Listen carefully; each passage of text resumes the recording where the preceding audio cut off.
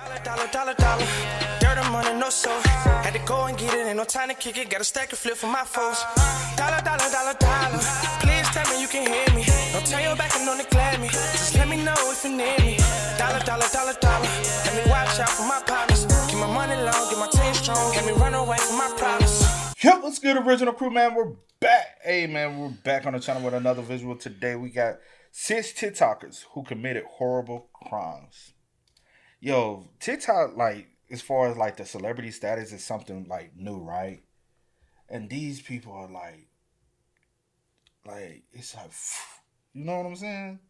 Well, you know what I'm getting at with it? Where I'm trying to go with it? No, babe. I'm saying, like, I don't know. I feel like people are letting it, like, it's a new... Like, really it's not necessarily a new platform, you know what I'm saying, if you know the history behind it. But, like, the popularity of it is, like, still newer compared to other things. Yeah. And it's just so much, like, evilness come from that now. That's all I'm saying. I know. Based off of the people that's on the platform. Yeah. That's all I'm saying. Hey, make sure y'all check out the links in the description box. Down below. You already know where to go. If you want to first support, you got to do a check out down below. Also, if you enjoyed today's video, lock it in with a thumbs up. Well, I highly appreciate it. But let's get into this, y'all. Let's check it out. Let's see what's about. You ready? I'm ready. Let's go. Before this video starts, I'd just like to plug my Patreon. For as little as $2 a month, you get early ad-free access to all videos, and higher tiers get their name on the screen and a shout-out at the end of each video. Videos will also be mostly uncensored on there too. So if that interests you, click the link in the description or the pinned comment.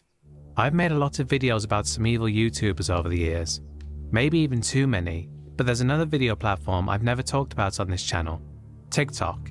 It's a video site where people mostly upload brain rot that people somehow find entertaining. But it makes a shitload of money, hence why YouTube has been copying it and even pushes shorts more than regular videos these days. Are there TikTokers who have committed crimes? Of course. The vast majority will just be pretty minor stuff, but there's a small number of them who have committed some very serious crimes. And of course, that's what this video is about. In fact, we'll be covering 6 of them as we look at this dark side of TikTok.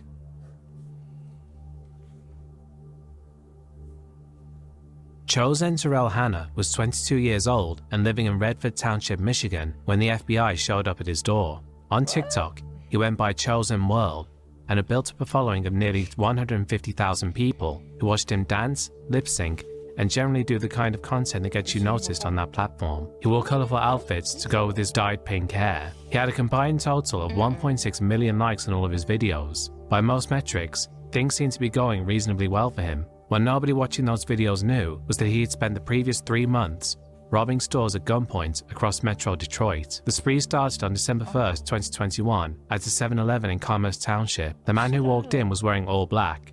Black pants, a black hoodie, a black ski mask, and a black backpack with pink flowers on it. He had a gun and he used it to rob the place. Over the following weeks, he came back to the same 7-Eleven and hit it again. He also went after a Marathon gas station in Dearborn and a tobacco shop in Novi. 4 robberies in roughly 3 months, all carried out the same way. Dearborn police had been working the case, but didn't have a clear lead until an anonymous tip came in, pointing them toward a Snapchat account called Chosen One. When investigators dug into it, they found the account being renamed to Chosen World, and that there was a corresponding TikTok page with the same handle. They started watching the videos. What they were looking for was a match to the physical description witnesses had given. One detail that had come up in the final robbery was that witnesses said they could see pink hair underneath the suspect's mask. That detail was useful, but the thing that really moved the investigators forward was a pair of shoes. In a TikTok video posted in 2020, Terrell Hanna was dancing while wearing white Nike sneakers with red accents. Investigators compared those shoes to the ones worn during the robberies, and the FBI task force officer noted in the criminal complaint that they were similar in appearance. That was enough to get a warrant for his phone's location data. The phone placed him in the geographic area of each robbery at roughly the times they occurred. Investigators also traced his phone to a nearby Pet Supplies Plus during their surveillance period in early February 2022. On February 9th, they started physically surveilling him outside his home. Then on February 23rd, they moved in. When agents raided his house, they found the black backpack with the floral pattern, the full-body skeleton suit he'd been wearing as a disguise, the white Nikes, and a black Glock handgun. When they sat him down and talked to him, he didn't hold much back. He admitted to all 4 robberies and confirmed that the floral backpack had been with him for each one. He was charged with robbery affecting interstate commerce and possessing a firearm during a violent crime, both federal charges. He was held without bond. The TikTok account, which had been very active throughout the entire period he was committing these crimes, was eventually taken down. In September 2022, Terrell Hanna pleaded guilty. The plea agreement required him to serve a minimum of 7 years in federal prison, with that time running consecutive to any other sentence. Each of the 4 robbery counts carried a maximum of 20 years on its own. His sentencing was scheduled for January 10th, 2023. The detail that got a lot of attention in the press coverage was the shoes, and it's a reasonable thing to focus on, because there's something almost hard to believe about it. He wore the same distinctive shoes in his public videos that he wore while robbing stores. The same pink hair that he'd been displaying to his 150,000 followers was visible under his mask during the last robbery. He was essentially posting documentation of himself on the same platform his victims could see. Whether that reflects arrogance, carelessness, or just a fundamental miscalculation is hard to say, but the FBI task force officer's official description of the case included the phrase, quote, dancing in what investigators described as his stick-up shoes, which is probably not how anyone wants to be written into a federal criminal complaint. Not dancing. Is it cockiness though? I think it could be numerous things. I'll say more like carelessness. It comes off to me more like carelessness as far as not even thinking that long into it. You know, like a lot of criminals ain't that damn smart in the first place. That's the reason why they commit crimes, right? Some are. And that's the reason why those are very rare to get caught. But a lot of them are very dumb in the first place. Right? I think you're just very dumb. And it can be a little, I guess, cocky arrogance or something like that. It's not. You don't think it's that? Coming from a person who... Or just bold. Like, I don't know. Bitch might be bold. Don't make me laugh because I'm hurt. But, bitch be bold. But, but yeah, I think it's very, very dumb. I guess careless as well. But also, I'm not... Coming from someone who has done some things, you become... I'm going to tell you when you know you should pull out. When you do start getting careless with it, and you start like being so nonchalant with it, just like, oh, I'll do this shit on the daily, bro. Like it doesn't become easy to you. Yeah, it's become a habit, and it's so easy. Yeah, and you're comfortable, and it's not like cocky or arrogant. It's just like, oh shit, they're just routine, and you stop thinking about being slick with it, and you just like, oh shit, just do it. I guess that's what gets you caught. As far as somebody who has gotten caught doing things. Yeah. I only got caught once, but once that situation, honestly, I probably should have went to jail behind it. But, Well, thank goodness you didn't. Gotta be a smooth talker with it, too. But, I think he just got comfortable. And then he's chasing content creation because that happened, 2022? Yeah, I think so. And everybody is on a platform trying to get this chasing his fame, and the fame behind the dollars with it. So he's trying to do whatever it takes. So he's not even thinking about that. Yeah. Elias Fritz had a pretty good thing going. The 19-year-old from Nassau in the Bahamas had built up over 300,000 TikTok followers by doing something simple, being charming on camera while bartending at a beachside spot called Tiki Bikini Hut. His videos went viral, the kind of growth that most people trying to make it on TikTok spend years chasing. Tourists who passed through Nassau recognized him. He landed a modeling deal at a fashion brand called Bahamas. By late 2024, he was one of the more recognizable young faces on the island, and his account had racked up over 1 million likes. People knew him as Jado World, and he had a following, brand partnerships, and what looked like a career that was only going to keep growing. And then, August 11th, 2025 happened. At around 4:30 in the morning, officers with Operation Black Scorpion, a Bahamian police unit focused on illegal firearms and drug crimes, noticed a white Nissan Cube leering down Robinson Road near Eda Street with no headlights on. When they tried to pull the car over, instead of stopping, the occupants opened fire on them.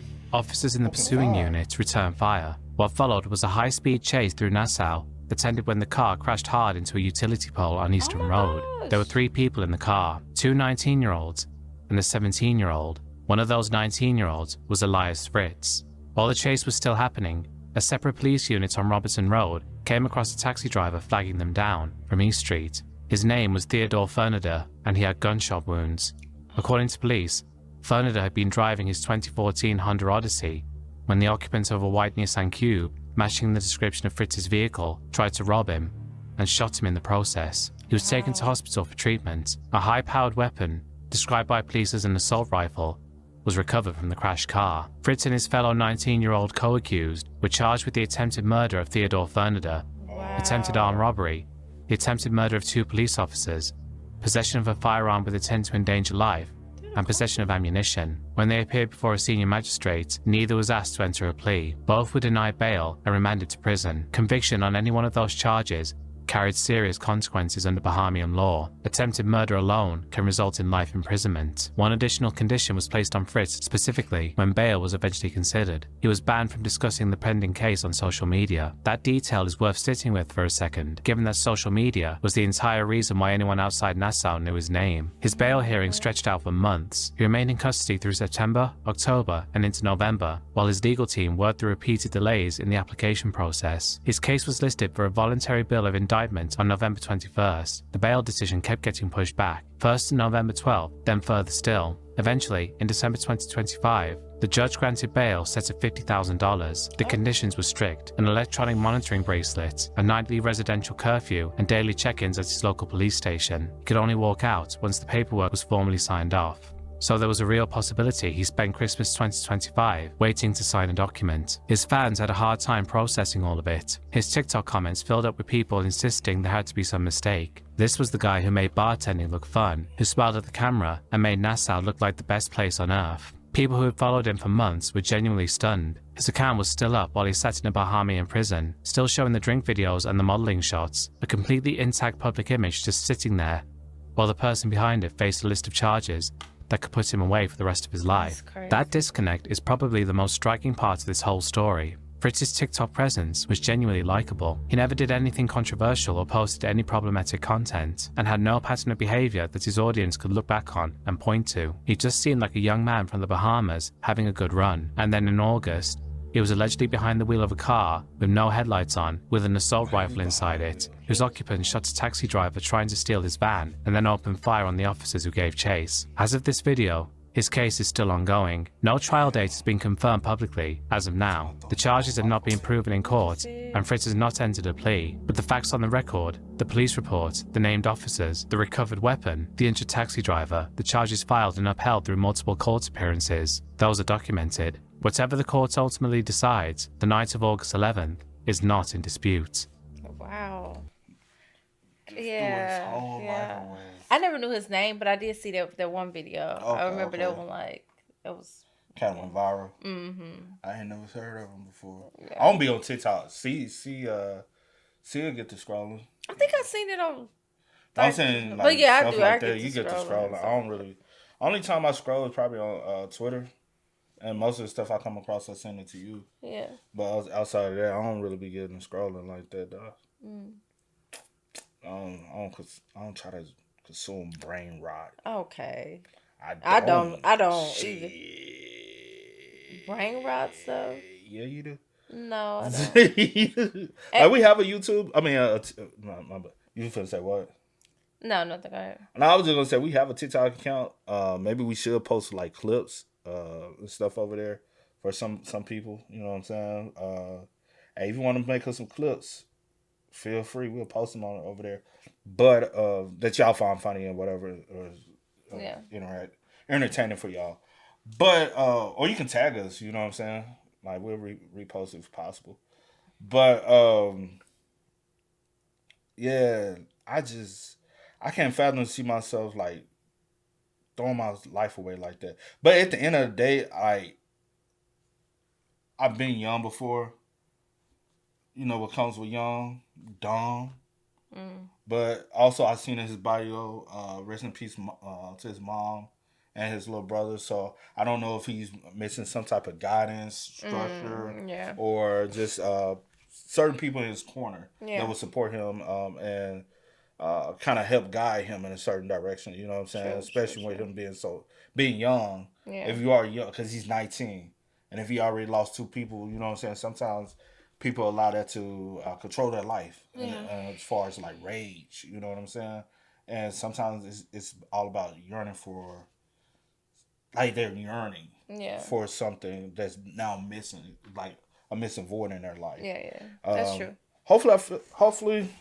it works out in his favor or whatever, but also justice for the individual that was unfortunately wounded in this matter, because he's just a individual trying to make a living. He's a taxi driver. Yeah. From the information we know. Yeah. I don't know anything beyond that, but yeah, it's a crazy story though. Justin Joshua Guzman went by Guzman himself on TikTok. He was 22 years old, based out of Houston, Texas, and had built up around 130,000 followers on his main account before it was banned, something that had happened to him more than once. He'd migrate to a backup, rebuild, and then get banned again. His content was mostly lip-syncing and comedy skits. He wore tracksuits, made faces to the camera, and posted captions like, quote, "Ain't it crazy that we're the faces of Texas? Like basically whatever we say goes around here." Another one read, "Don't be in public with your girl, because she'll leave you for us. We're superstars." That was the kind of persona he was building. Not particularly original, and it was honestly very cringe, but it got traction. Why? Is that Guzman? Ah! Oye, pero qué lo que está haciendo? Tú sabes, me Say! Yo, chill out, bro, stop. Say! Say! Stop yelling in the store, bro. Say! Man, chill out, bro, chill out. Say! Say! Say! Chill out, bro, chill. Say! Gangsta, man! Brr. Oh, shit. Say! Say! Say, stop man! Yelling in the store, bro, chill. Brr. Bye, bro, chill. Gangsta, man! Grr. They must be. What? Is that Guzman? Oye, pero qué? Honestly, this more annoying than anything. I would be like, what the freak? It's way more annoying than anything. ¿Qué está haciendo? Tú sabes, man. Stop yelling in the fucking store, bro. Stop. Say. Stop yelling in the store. Say. Say. Say. Yeah, there you go. Yeah. Say. Hey, watch out, bro. He annoying Say. too. Go shop. Go shop. Say. Stop yelling in the store. Say. Go shop, bro. Go shop, bro. Go shop. For TikTok or something. What? Is that Guzman? Okay. And traction was the whole point. On June 3rd, 2025, Guzman and his friend, Marco Sinan, were at the Galleria Mall in Houston, filming content for TikTok, Twitch, and Kick. They had a driver with them who handled the behind-the-scenes logistics. At some point, a woman got into an elevator. Guzman and Sinan were already in it. One of them asked her something and she ignored it. That's when one of the men reportedly called her a stupid, ugly bitch and got off. She waited until they cleared out before exiting on a different floor, then found her fiancé, Anthony Sanders, who had come to pick her up from work. Sanders was 30 years old and a Marine veteran. His 10-month-old son was in the car. Sanders drove around the parking garage and located the group. There was a verbal argument, and then he drove away. According to investigators, as Sanders was driving to leave, Guzman's car pulled up in front of his and brake-checked him. Both cars stopped. Sanders got out. Guzman allegedly tapped his bag and said, quote, "You don't want to mess with me." Then he and Sinan pulled out guns and opened fire. Investigators found 14 spent casings inside the vehicle. Sanders was shot 10 times. His fiancée and their infant son were not physically hurt. Sanders was rushed to the hospital and pronounced dead. Guzman and Sinan sped off in a black Chrysler 300. Police pulled them over within a block of the Galleria. When Guzman stepped out of the car, 2 spent shell casings fell off his lap onto the ground. Police questioned both men and then released them. That last part drew significant public criticism in the weeks that followed, with many people asking how 2 men connected to a fatal shooting had been allowed to walk away that same night. Weeks passed. Then Sanders' mother, who had been on a live phone call with her son when he was killed, came across a TikTok video. It was Guzman dancing. Playing in the background were news clips about Anthony Sanders' death. The video was set to rap music. She passed it along to investigators. On June 30th, nearly 4 weeks after the shooting, Guzman turned himself in at the Harris County Joint Processing Center. Marco Sinan had already been arrested days earlier. Both were charged with murder. Guzman's bond was initially set at $700. Little legs. He'd been arrested days earlier. Both were charged with murder. Guzman's bond was initially set at $750,000, then reduced to $450,000, and his attorneys pushed for it to go lower still, eventually landing at $300,000, which Guzman posted and walked out. Sinan remained in jail on a $1 million bond, partly due to a poor criminal record. Guzman's defense attorney argued self-defense from the beginning. Guzman claimed that Sanders had a gun in his waistband and had pulled it out before Guzman fired. He also claimed Sanders had a knife. Investigators found no firearms and no knives on Sanders, in his vehicle, or anywhere in the surrounding area of the parking garage. There were officers working extra duty near the scene that day. Guzman told investigators he did not think to flag any of them down after the shooting. Sanders' parents, both Army veterans, spoke publicly about their son. His mother said Anthony died protecting his fiancée and his child. His father said the family was there for justice and to bring awareness to what had been happening on the streets of Houston. After Guzman's arrest became public, a segment of his fan base rallied around him online, posting, quote, "Free Guzman," and repeating the self-defense claim. The pushback was just as loud. One comment that circulated widely read, quote, "It's not normal for you people to be riling people out on the streets with your screaming, bullying, and borderline harassing the public for your content. Of course there was bound to be somebody who got pissed off enough to clap back. And now they want to claim self-defense?" Guzman and Sinan are both facing murder charges. No trial date has been set as of this video. Anthony Sanders' mother said she was on the phone with her son when he was shot. His father said his son was a protector, and his son was only 10 months old when he watched it happen from a seat in the back of his father's car. That's sad, bro. Yeah. I kind of knew about that, but I didn't remember the details surrounding it. It's a tragic situation. Provoked by motherfuckers that want to just be forcefully go get a fucking job, bro. Like, what's wrong with going to get a job nowadays? You know, everybody 18, 19 automatically expect to be. I should be making $100,000 a year easy, bro. Like, no, like y'all go out here harassing people, just trying to go viral. Are y'all really caring about the financial side or just the popularity side? You get what I'm saying? Because the financial side, just go get a job. Do it part-time until you gain some traction. Everybody just want the quick fame and success. And more basically fame and success based off of a following count. You know? And that's the thing I think most people get irritated when it comes down to that generation is you. And it like, I know a lot of people generalize. Yeah, I get it. Every generation looks down on a generation after them. Like, that's always going to be a thing. But it's the lack of character for a lot of them. Yeah. You know what I'm saying? And like we always, like the saying has always been, character building starts at home. And we have seen a generation of parents that are so loose-handed with, you know what I'm saying, with character building. And teaching simple respect of others. Yeah. Just because she don't want to interact with y'all doesn't give you the right to disrespect her. Facts. I've been with dudes who disrespect the women, and I'm like, bro, that shit ain't cool, bro. Like, just because the chick don't want to talk to you, bro, like, why are you being disrespectful? Then you call her ugly and disrespecting her, but you were just trying to. I've always call felt out her name. Like, that's weird. That's I always felt that was weird and lame, though, because I've seen it firsthand. I'm just like, it's a lame ass shit. Nobody want to talk to you anyway. Like, you just were, dude. I think it's a thing also of, like I always say, a lot of people don't know how to handle rejection, and also the fact of, you embarrassed. It's really scary. And it's like the embarrassment, like, you don't embarrass me in front of my, you know what I'm saying? Because everybody lives for, especially, I just said it. Go ahead, just say it. No, I was just gonna say, you know, everybody lives like for instance, like guys and stuff, like when they with they homies and stuff like that, like living to impress them, and it's so weird. That's weird to me in itself. But I think it's the embarrassment, but it's really the rejection, because a lot of people don't know how to handle rejection. Like, okay, you're not going to be everyone's cup of tea. Move on. And everybody is not single that you come across. Some people, everybody don't cheat in relationships. And some people, they once they're in a relationship, they're 100% committed. They were engaged. Some people just be focused on that. Okay. You know what I'm saying? That doesn't, and yes, any dude who's true about their relationship are going to want to protect their lady anytime she's being disrespected.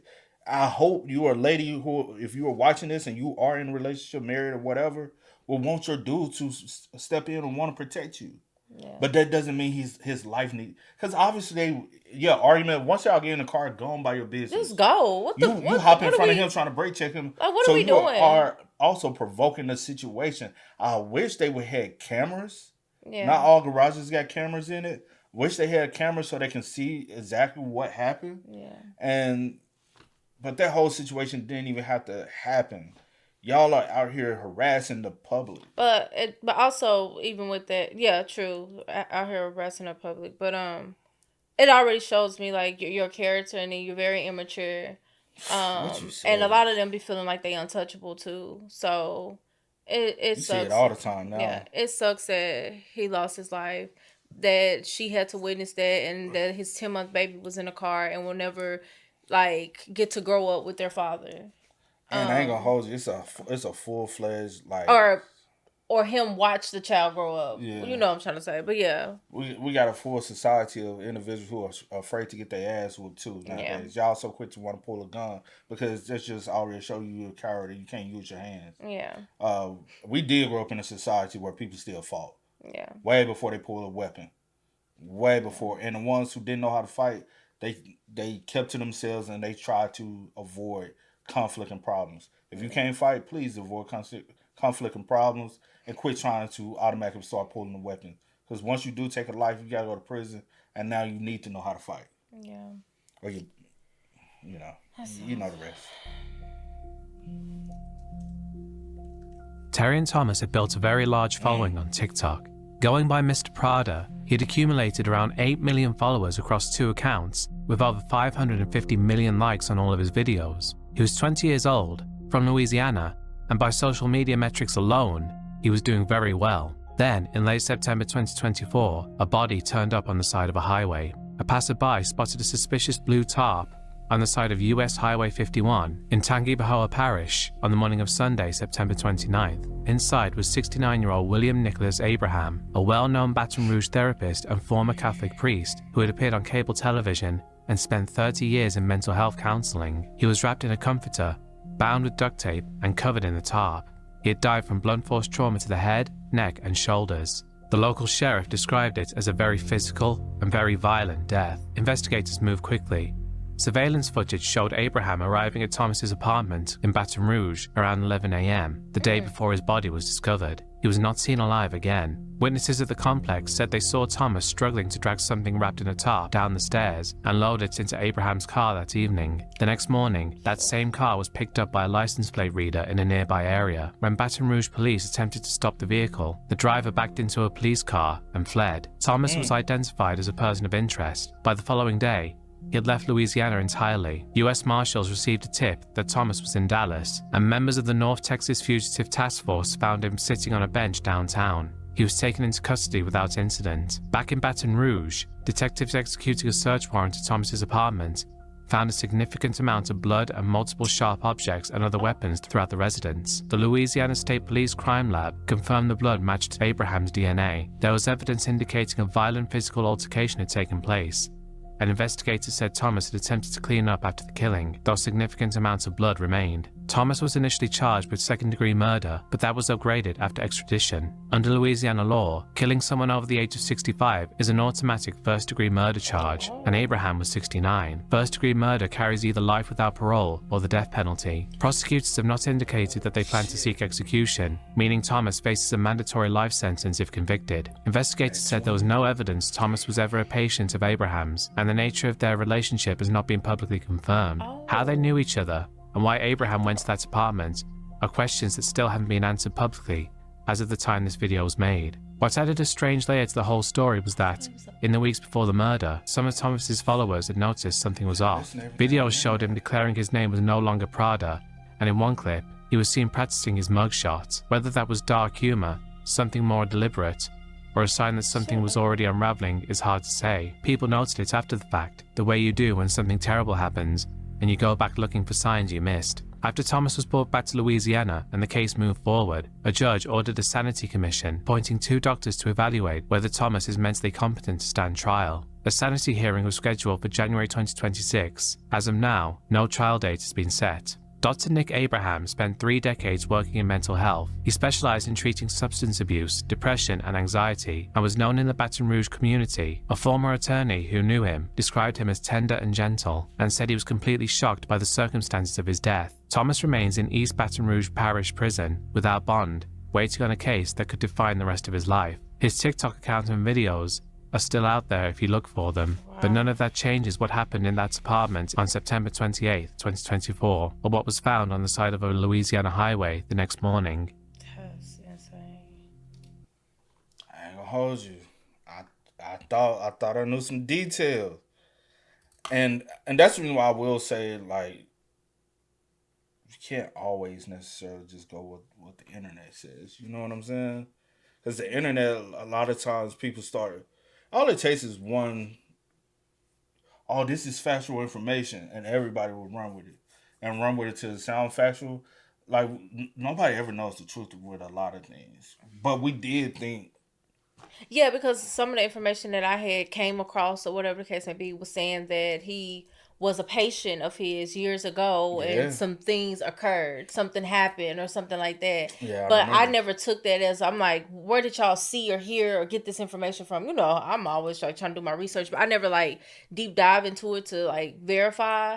I just seen it and I just went on or whatever, you know. I didn't like think anything of it. But when he brought it back up and he was like, he wasn't a patient, I was like, dang, I did see that someone said that he was, and I seen several people. You know, several people were saying that it was like that something it had been happening to him or whatever. And I was just like, yeah. oh, where did y'all get this information from? But you can't take everything for face value. And I know we do live in a society right now where a lot of people do try to take things for face value as if it was facts, instead of allowing the facts to come out. Because everybody, it's like they can always. Or at least if you see something, at least fact check. Like, go do some research yourself. Like, get the information yourself. See it firsthand for yourself. Yeah. But, yeah, that's sad. Yeah.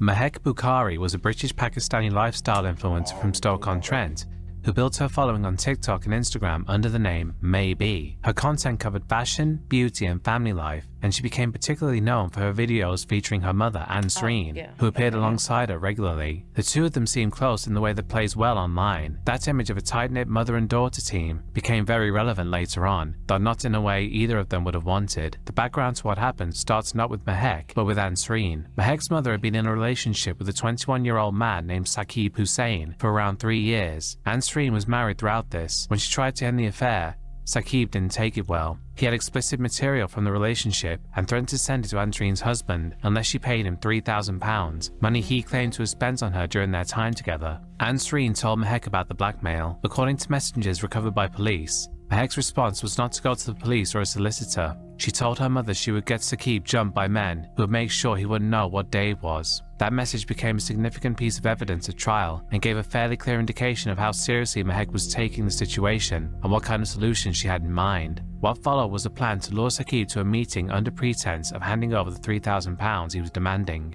Saqib was told to come to a Tesco car park in Hamilton, Leicester, on the night of February 10th, 2022. He brought his friend Mohammed Hashim Ejuzadin with him. The money was never there. When the meeting fell apart, Saqib and Hashim got back in the car and tried to leave. That is when the chase started. Two vehicles pursued their Skoda along the A46. Mehek was in one of the cars. The chase reached speeds of over 100 miles per hour. In a 999 call made during the pursuit, Saqib can be heard telling the operator the cars are trying to ram him off the road and that he thinks he is going to die. The call disconnected at 1:33 in the morning. The Skoda was forced into the central reservation, split in two on impact, and caught fire. Saqib Hussain and Mohammed Hashim Ejuzadin were both killed. Hashim had nothing to do with the affair or the blackmail. He was 21 years old and was in the car with his friend because he just decided to come along. After the crash, the cars drove on. None of the occupants stopped. According to the senior investigation officer, they drove back past the burning wreckage and still didn't stop.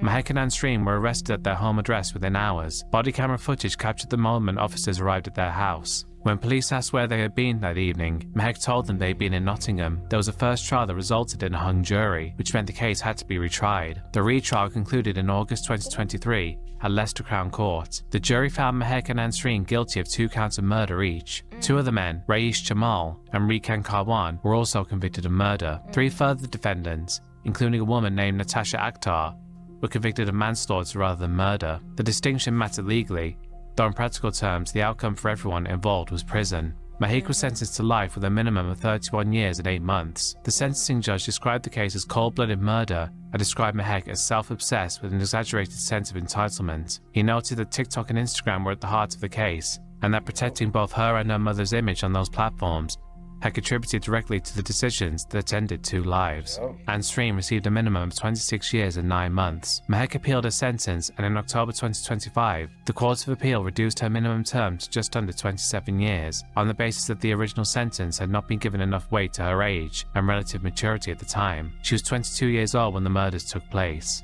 The appeal judges were clear that the reduction did not reflect any doubts about her guilt or the seriousness of what she had done, only that the sentencing guidelines around young offenders had not been applied correctly the first time around. She and her mother became the first mother and daughter in British legal history to be convicted of a double murder. After sentencing, Mehek cried in the dock and blew a kiss to her father in the public gallery. During her police interview, investigators noticed that the only visible sign of distress that she showed was when the 999 call recording was played back to her, the one in which Saqib tells the operator he thinks he is about to die. The case became the subject of an ITV documentary series called TikTok, Murder Gone Viral, which drew large viewing figures. Mehek's account is still up, though obviously no longer active. With her reduced minimum term, she will be in her late 40s before she's eligible to be considered for parole, assuming that consideration ever leads anywhere. That's crazy, bro. That is insane. They ain't get no time to be real.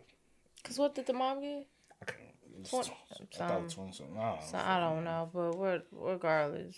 And in America, they would have got life. Both. It don't matter fucking that time. Like, you grown. You 22. Like, what we talking about? Shit crazy, bro.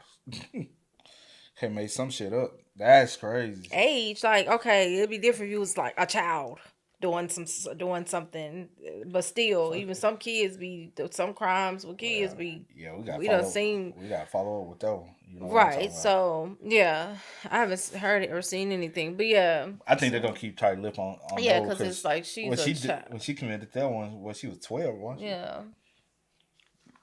And the victim is what the victim even was, younger. Yeah, was 7, 8 she at the 8. time. Okay.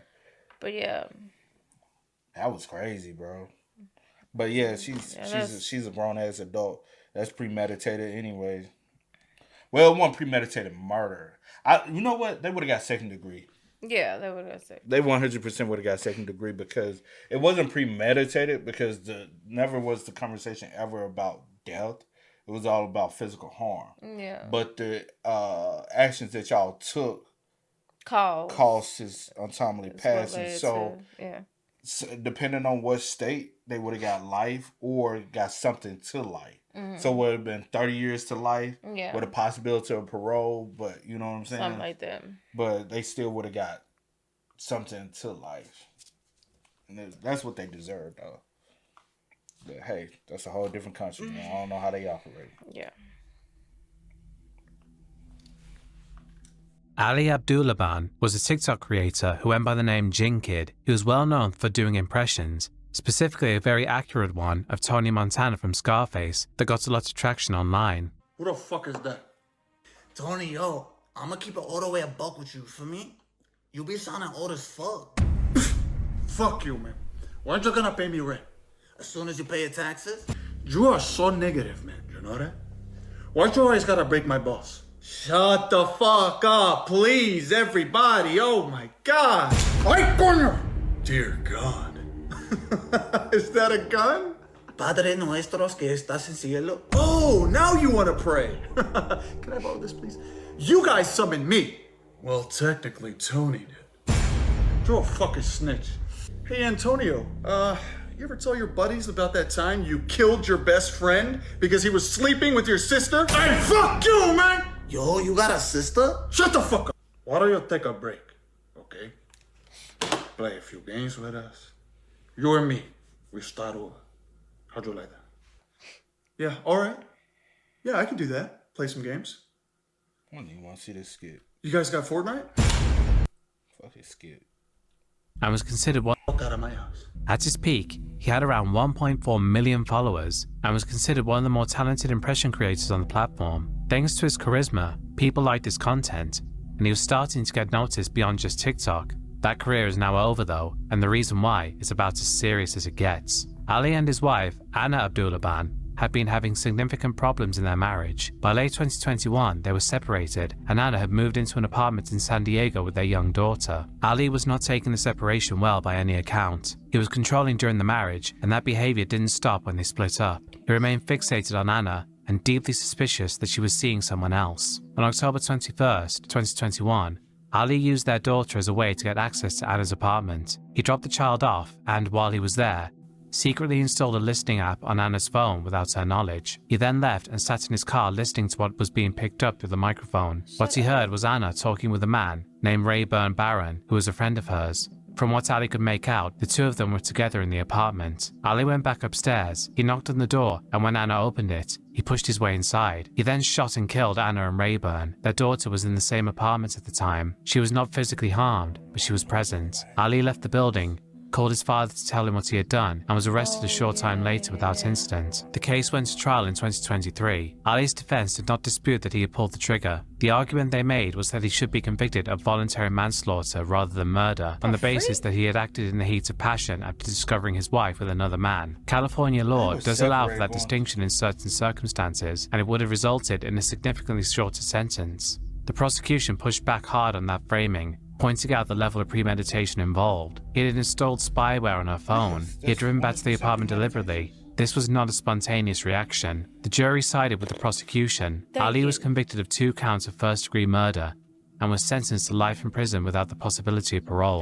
The judge also noted the aggravated factor that the couple's daughter had been present during the killings. What came out during the trial filled in a picture of a marriage that had been difficult for some time. Anna's friends and family described Ali as controlling and jealous throughout the relationship. There was testimony about his behavior becoming more erratic as his frustration with the separation grew. He had apparently been struggling financially as well, which added to the pressure he was putting on Anna to reconcile. Anna's father gave a victim impact statement that was reported widely. He described losing his daughter and having to consider the life that his granddaughter now faces, growing up without her mother and the knowledge of how she died. Rayburn Barron's family similarly spoke about the loss of someone who had simply been in the wrong place. The TikTok angle got a fair amount of media attention, partly because Ali had been active on the platform right up until the murders. There is footage of him doing his Tony Montana impression, joking around and doing the kind of content that had got him his following, and then days later, he killed 2 people. His account was eventually removed, though it took some time and required public pressure before that happened. There was also the detail about the impression itself. The Tony Montana character is violent, speaks about killing casually, and is not exactly a subtle piece of foreshadowing in retrospect. People online made that connection quickly, though it is sometimes not worth looking too much into someone's content choices as predictors of behavior. What is harder to argue with is the spyware. Installing a listening app on someone's phone without their consent is not a crime of passion. It requires a phone, an app, a deliberate action, and a decision to sit in a car and monitor what your estranged wife is doing. By the time Ali walked back into the apartment, he had already made a series of decisions. The jury clearly took that view. Ali Abdulaban is currently serving 2 consecutive life sentences, and he will die in prison. His daughter is growing up without her mother and without the future they may have had, and with a father who took that from her. And that's the end of the video, folks. I'd like to thank... That's so sad, bro. So sad. Horrible, disgusting. Such a bitch man move, bro. Right.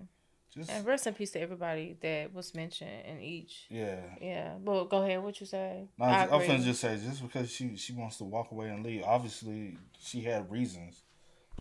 Look what happened. Wow, bro. And then you try to, man.